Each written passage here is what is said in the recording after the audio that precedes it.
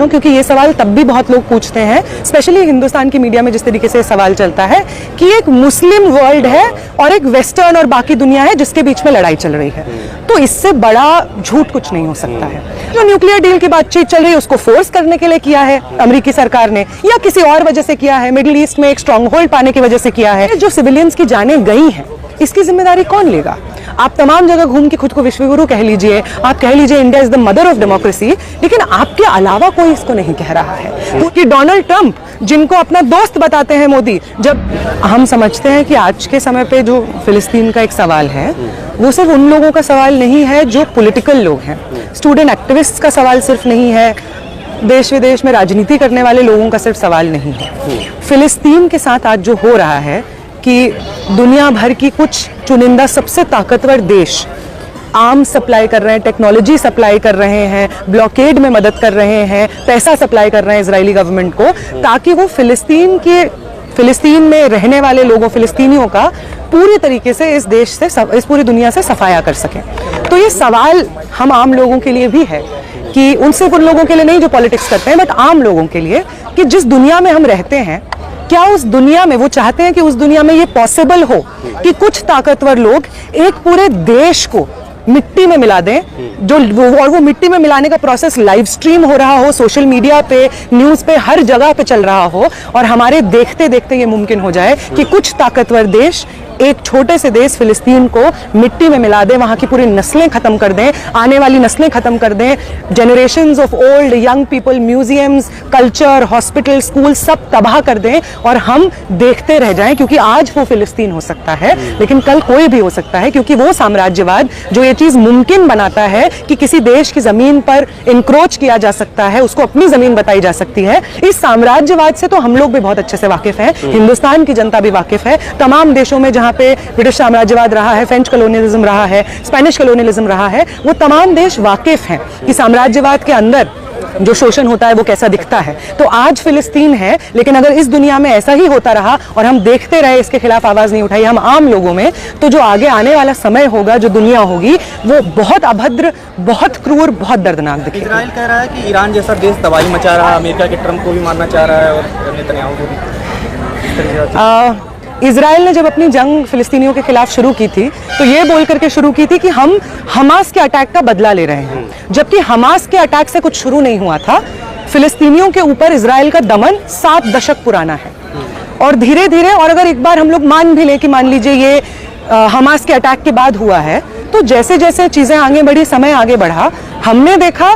कि एक के बाद एक वो जो झूठ सामने रख रहा था इजराइल, वो साबित हुआ कि वो झूठ है। हमने देखा किस तरीके से उसने बोला हम हमास के टेररिस्ट बेसिस पे अटैक कर रहे हैं, फिर जाकर के रेजिडेंशियल एरियाज में अटैक किया, उन रेजिडेंशियल एरियाज से लोगों को खदेड़ करके रेफ्यूजी कैंप्स भेज दिया गया। रेफ्यूजी कैंप्स जब जनता पहुंची तो उन रेफ्यूजी कैंप्स को बॉम्ब किया गया। उन रेफ्यूजी कैंप्स में जो लोग घायल हुए, जब वो एम्बुलेंसेज में बैठ करके अस्पताल जा रहे थे, उन एम्बुलेंसेज को बॉम्ब किया गया। जब वो अस्पताल पहुंचे तो वहां पे जो पेशेंट्स है वो जिंदा जल गए, और उन डॉक्टर्स को टारगेट किया गया ताकि कोई भी वहां पे जो घायल लोग हैं उनको ट्रीट ना कर पाए, तो उन डॉक्टरों को भी मारा गया। हमने देखा कि गाजा में आज के समय पे कोई स्कूल बचे ही नहीं है, उन स्कूलों को बॉम्ब किया गया। तो किस तरीके का ये बदला है कि आम जनता पे, स्कूल के बच्चों को, म्यूजियम्स में, यूनिवर्सिटीज को, हॉस्पिटल्स को आप बॉम्ब कर रहे हैं। तो साफ सीधी बात है कि इजराइल जो मासूमियत का ढोंग रचता है वो सिर्फ एक ढोंग है, वो एक झूठ है। हम देख रहे हैं कि किस तरीके से, और यूएस की तो आप बात मत कीजिए, जितनी बार यूएन में ये रेजोल्यूशन पुश होता है कि गाजा का ब्लॉकेड हटाया जाए,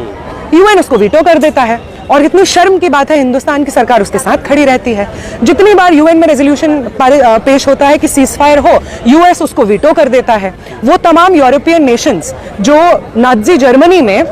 अच्छे से जान रहे थे, समझ रहे थे कि यहूदियों के साथ किस तरीके का जनसंहार, नरसंहार चल रहा है, और कुछ नहीं बोल रहे थे,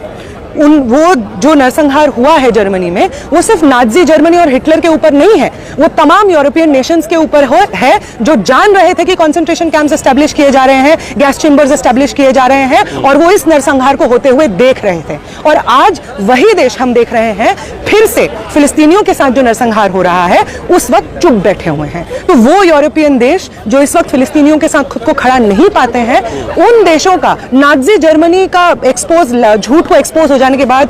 दुहाई देने का कोई मतलब नहीं बनता है, इस प्रण का कोई मतलब नहीं बनता है कि फिर हम इस दुनिया में ऐसा नहीं होने देंगे अगर आज वो फिलिस्तीन की जनता के साथ नहीं खड़े होते। पर अमेरिका अगर ये सब कुछ चाल चल रहा है तो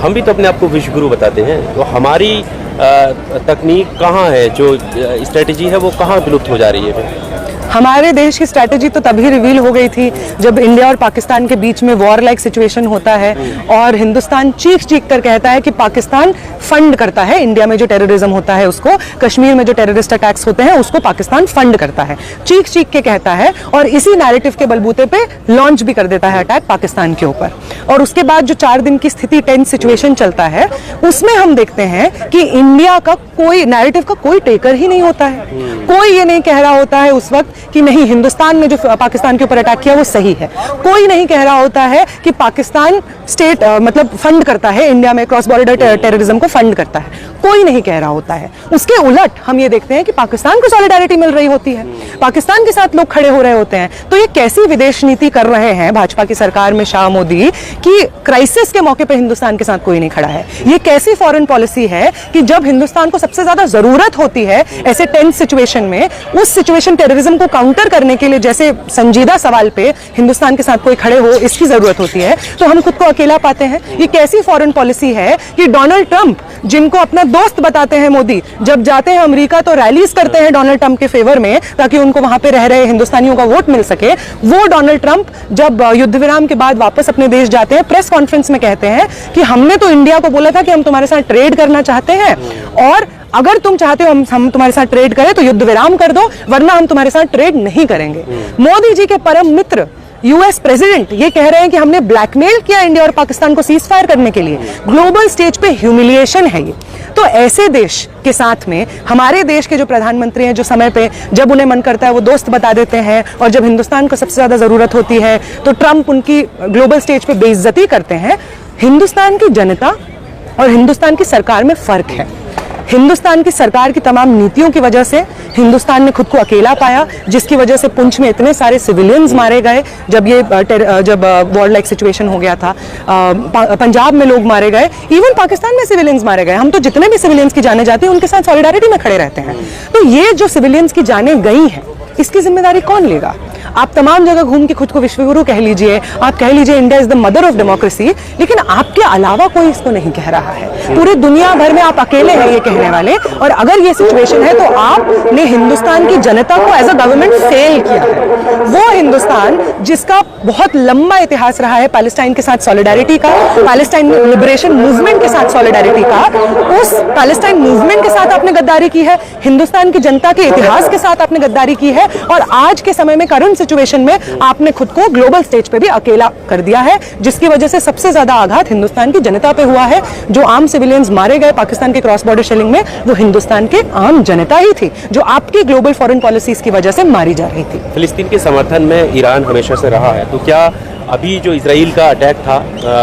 ईरान के ऊपर, क्या वो उसकी एकमात्र यही वजह है या इसके पीछे एक बड़ी कॉन्स्पिरेसी? मतलब ये सवाल मैं थोड़ा साफ भी कर देना चाहूँ क्योंकि ये सवाल तब भी बहुत लोग पूछते हैं, स्पेशली हिंदुस्तान की मीडिया में जिस तरीके से सवाल चलता है कि एक मुस्लिम वर्ल्ड है और एक वेस्टर्न और बाकी दुनिया है जिसके बीच में लड़ाई चल रही है। तो इससे बड़ा झूठ कुछ नहीं हो सकता है। अगर आप मिडिल ईस्ट में भी देख लीजिए तो तमाम जो देश हैं,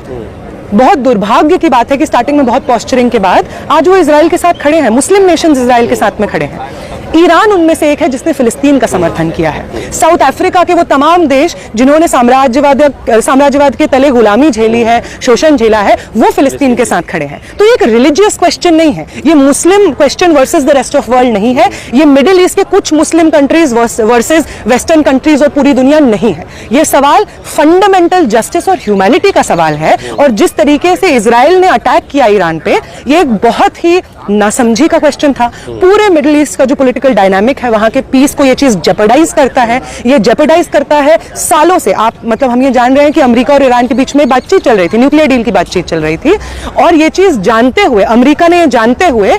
और अमेरिका और इजराइल के बीच में तो जो संबंध है वो सबसे वाकिफ है। और ये बात बार बार सामने आई है कि इजराइल ने जो ये अटैक किया है ईरान के ऊपर, वो कहीं ना कहीं अमेरिकी जो सरकार है उसके साथ बातचीत में किया है। तो जो न्यूक्लियर डील की बातचीत चल रही है उसको फोर्स करने के लिए किया है अमेरिकी सरकार ने, या किसी और वजह से किया है, मिडिल ईस्ट में एक स्ट्रांग होल्ड पाने की वजह से किया है, इजराइल को मिडिल ईस्ट में अपना नुमाइंदा बनाने की उसकी मुहिम को मजबूत करने के लिए किया है, ये तमाम रीजंस हो सकते हैं। लेकिन जो एक चीज ये नहीं है वो ये है कि एक Muslim world, Muslim countries versus the rest of the world नहीं है। वो तमाम लोग जो किसी भी धर्म से आते हों, किसी भी कल्चर, किसी भी कौम से आते हों, जिन्हें लगता है कि एक इंसान दूसरे इंसान के साथ क्या बर्ताव कर सके, उसमें एक बेसिक मिनिमम जस्टिस, सौहार्द, मोहब्बत, ये सब चीज होनी चाहिए, उसे आज फिलिस्तीन का भी परचम बुलंद